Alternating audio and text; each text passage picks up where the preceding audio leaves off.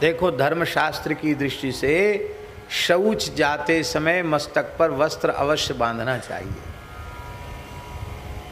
और चाहे जितनी ठंड हो भोजन के समय मस्तक पर वस्त्र नहीं होना चाहिए। लेकिन अब उल्टा है, डोललाल जाएंगे तो खुली खोपड़ी से जाएंगे, और जब भोजन करेंगे तो सिर पे पगड़ी बांध लेंगे। नहीं नहीं नहीं, बहुत गलत है। अब महात्माओं में तो पहले बहुत विचार होता था, महात्माओं में भी न तो कोई कहने वाला है न कोई मानने वाला है। सिर पर पाग बांध के साष्टांग प्रणाम भी नहीं करना, इसलिए पुराने महानुभाव होते थे वो पगड़ी उतार कर तब प्रणाम करते, अथवा पगड़ी चरणों में रख देते। ये पुरानी परंपरा है। भोजन के समय मस्तक खाली होना चाहिए, और शौचादि के समय मस्तक आवृत होना चाहिए, मस्तक बंधा हुआ होना चाहिए। हमारे यहाँ खाक चौक में पंगत हो रही थी, महाराज जी ही थे, पहाड़ी बाबा महाराज, और हम दक्षिणा बांट रहे थे, कंबल भी बट रहा था, दक्षिणा भी। तो ठंडी का समय था।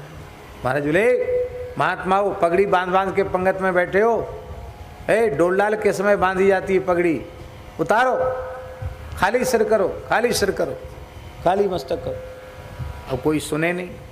हमने कहा महाराज जी आज्ञा कर रहे हैं, आप लोग पगड़ी उतार लीजिए। हमारी बात कौन सुने, हम तो हाथ जोड़ के बोल रहे थे। महाराज बोले, क्या कर रहा,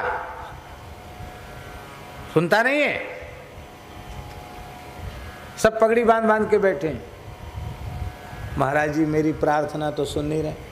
अरे तुम खाली पोथी के पंडित हो, तुम कुछ जानते नहीं, व्यवहार का ज्ञान नहीं, ऐसे बोलते थे महाराज, तुमको व्यवहार का ज्ञान नहीं है।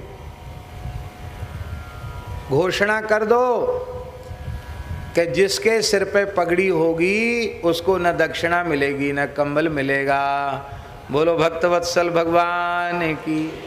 हमने कहा देखो भाई संतो, महाराज जी कह रहे हैं कि जिसके मस्तक पे पगड़ी होगी उसको न दक्षिणा मिलेगी न पंगत न उसको कंबल मिलेगा, प्रसाद पाओ और जाओ।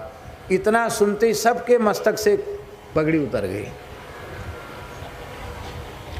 तो भैया केवल कंबल और दक्षिणा के लिए नहीं, हमें शास्त्र की मर्यादा का पालन करना चाहिए। श्री सीताराम प्रतिदिन सत्संग एवं दर्शन के लिए श्री महाराज जी के ऑफिशियल चैनल को जरूर सब्सक्राइब करें।